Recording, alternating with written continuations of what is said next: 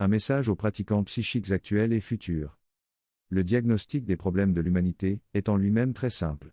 La violence des rapports humains et la souffrance des individus proviennent d'un manque dramatique de développement de la force psychologique.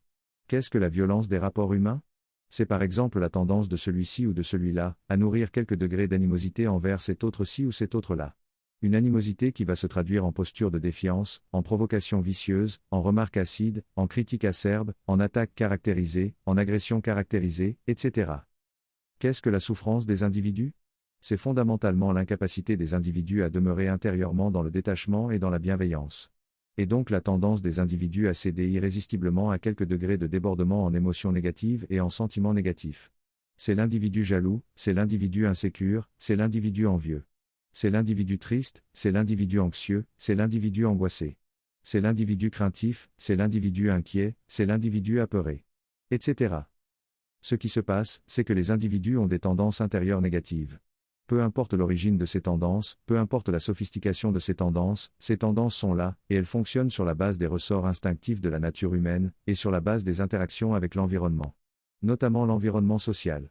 Ces tendances négatives se traduisent en violence dans les rapports humains, et en souffrance dans les sensibilités individuelles. Cela donne des tensions et des conflits à différentes échelles de relations, depuis la relation entre deux individus, jusqu'à la relation entre deux nations. Cela donne de mauvais époux et de mauvaises épouses, de mauvais parents et de mauvais enfants, de mauvais amis et de mauvais collègues, de mauvais chefs et de mauvais subordonnés. Et quand cela donne de mauvais directeurs de société, de mauvais ministres, de mauvais présidents de la République. Les conséquences en difficultés inutiles et en complications inutiles sont massives au sein des populations. L'existence des tendances négatives au-dedans de l'individu est un fait naturel. Parce que la nature humaine est naturellement fragile et friable, et cette fragilité et cette friabilité se traduisent en impulsions irréfléchies et en impulsions aveugles.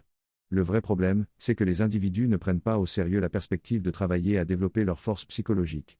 Car c'est le développement de sa force psychologique qui permet à l'individu de surmonter ses tendances intérieures négatives, et de développer une plus grande force intérieure de sérénité et de joie, et de développer une plus grande force intérieure de détachement et de bienveillance. La plupart des individus adultes sont dans une posture d'orgueil qui les rend incapables de suivre l'enseignement et la pratique d'un enseignant spirituel. Parce qu'ils se positionnent d'emblée dans une posture de défiance dès qu'ils entendent parler d'enseignant spirituel. De quelque enseignant spirituel qui investit sa fonction et son rôle avec clarté. Le problème du manque de compétences réelles de nombre de personnes œuvrant comme enseignants spirituels, avec plus ou moins de clarté dans le fait de s'identifier comme enseignants spirituels, mais n'en agissant pas moins comme des personnes qui dispensent des enseignements et proposent des pratiques. Ce problème est un autre problème, c'est pas celui que nous traitons présentement. Le problème que nous soulignons ici, c'est bien celui-ci, la plupart des individus adultes sont réfractaires à l'idée de suivre l'enseignement et la pratique d'un enseignant spirituel. Simplement parce que cette perspective contrarie leur orgueil, le reste, c'est une suite de fausses raisons pour maquiller leur posture orgueilleuse. L'orgueil, c'est l'incapacité à reconnaître qu'on a besoin de quelque autre sur la base de la supériorité de cet autre dans le domaine qui nous intéresse, ou dans le domaine dans lequel on a un besoin consistant. Et si l'orgueil est battu en brèche dans la plupart des domaines de compétences, la plupart des individus adultes ne boudent pas tant que ça, quand il s'agit de recourir au service d'un médecin, ou au service d'un mécanicien, ou au service d'un avocat. Ils n'arguent pas qu'ils sont assez grands pour se soigner par eux-mêmes, par exemple. L'orgueil se dresse cependant comme un rempart qui isole la plupart des individus adultes de la proposition d'aide des enseignants spirituels. À l'exception d'une minorité d'individus adultes qui ont gardé assez de modestie pour se rendre compte qu'ils n'arriveront pas tout seuls à développer significativement leur force intérieure, et donc à développer la capacité de maîtriser leur sérénité intérieure et leur bienveillance relationnelle. Et donc qui comprennent l'importance de s'affilier à un enseignant spirituel afin d'en suivre l'enseignement et la pratique. À l'exception de cette minorité, la grande majorité de l'humanité adulte s'enferme elle-même dans son indigence psychologique. Car l'indigence psychologique, c'est ce qui définit des individus incapables de résoudre leurs problèmes de violence relationnelle et de souffrance intérieure. Les enseignants spirituels compétents d'aujourd'hui, comme cela était le cas pour ceux du passé, ne peuvent aider que la minorité des individus capables de les suivre, capables de s'affilier à eux pour travailler les enseignements et les pratiques. Pour intégrer les enseignements et pour développer les pratiques. Si ce travail est nécessaire. Le travail de dispenser les enseignements et les pratiques pour les personnes ouvertes et les personnes affiliées. Ce travail ne réussira jamais à hisser l'humanité jusqu'à la maturité psychologique, jusqu'au niveau où la force psychologique de l'individu est tellement grande que l'individu demeure alors dans la sérénité intérieure et fonctionne alors dans la bienveillance inconditionnelle. Et bien que les efforts de diffusion du travail des enseignants spirituels compétents soient nécessaires afin d'atteindre les personnes prêtes mais qui n'ont pas encore eu la chance de lire un livre d'enseignants spirituels compétents ou d'assister à un séminaire d'enseignants spirituels compétents, Bien que ces efforts soient nécessaires, cela ne suffira jamais pour hisser l'humanité jusqu'à la maturité psychologique, cela permettra seulement d'élargir le cercle des pratiquants autour des enseignants spirituels compétents. Que faut-il pour hisser l'humanité jusqu'à la maturité psychologique? Il faut que les enseignants spirituels compétents travaillent pour enseigner. Depuis l'école primaire jusqu'à l'université. Afin de s'assurer que les futurs adultes seront des adultes matures. Au lieu d'être comme la majorité des adultes actuels qui sont dans l'indigence psychologique. La majorité des individus adultes d'aujourd'hui est perdue.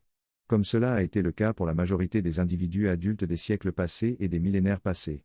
Personne ne réussira à convaincre la majorité des individus adultes d'aujourd'hui de devenir des pratiquants suivant sérieusement l'enseignement et la pratique de quelque enseignant spirituel compétent. La barrière de l'orgueil est une barrière infranchissable quand elle est cristallisée chez l'adulte. Seule une minorité d'individus adultes a conservé assez de modestie pour devenir élève d'un enseignant spirituel. Pour pouvoir se dire, je ne sais pas comment parvenir à sublimer ma force psychologique, j'ai besoin de suivre l'enseignement et la pratique d'un enseignant spirituel compétent. Ce sont les générations futures qu'il faut essayer de hisser jusqu'à la maturité psychologique. Comment? En intégrant au corps enseignant dans l'éducation de base obligatoire, des enseignants spirituels compétents, qui viendront enseigner la pratique intérieure pertinente et la compréhension des réalités de l'esprit. Apprendre à pratiquer correctement devra être une chose aussi importante que d'apprendre à lire et à écrire. Et cet apprentissage, s'il est dispensé aux jeunes depuis l'âge de 6 ans jusqu'à l'âge de 25 ans par des enseignants spirituels compétents, permettra de s'assurer que les adultes qui en sortiront, seront des adultes en maturité psychologique, et pas seulement des adultes en âge physique, mais psychologiquement et relationnellement dysfonctionnels. La question de la force psychologique est seulement un sous-aspect de la question fondamentale de la force psychique.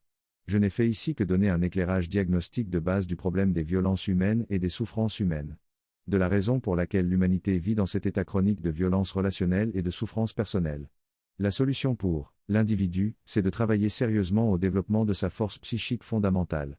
Et ce développement lui assurera le développement subséquent de ses capacités psychologiques, la force psychologique, et le développement subséquent de ses capacités psychiques, la force psychique, plus précisément la capacité de la force psychique, de réaliser une diversité d'opérations énergétiques. Disons-le dans des termes bruts, sans concession par rapport aux conceptions différentes d'autres enseignants spirituels. La diversité des chercheurs de vérité, des éveilleurs de conscience, des initiés, des youtubeurs passionnés de spiritualité, des témoins de l'éveil, et je ne sais encore quelles autres façons de ne pas assumer la fonction et le rôle d'enseignant spirituel, tout en essayant d'exercer cette fonction et ce rôle.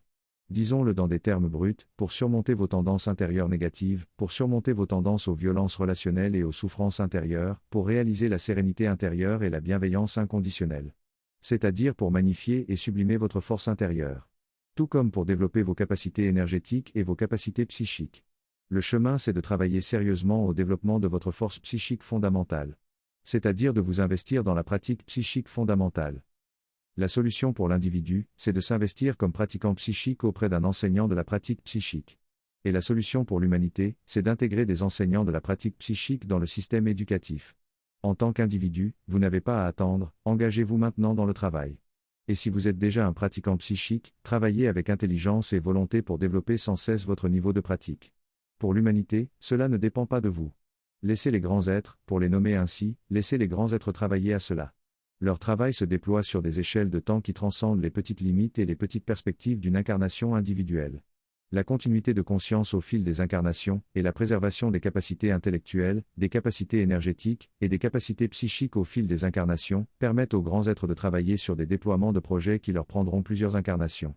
Occupez-vous de travailler pour magnifier et sublimer votre force intérieure, pour magnifier et sublimer votre force psychique.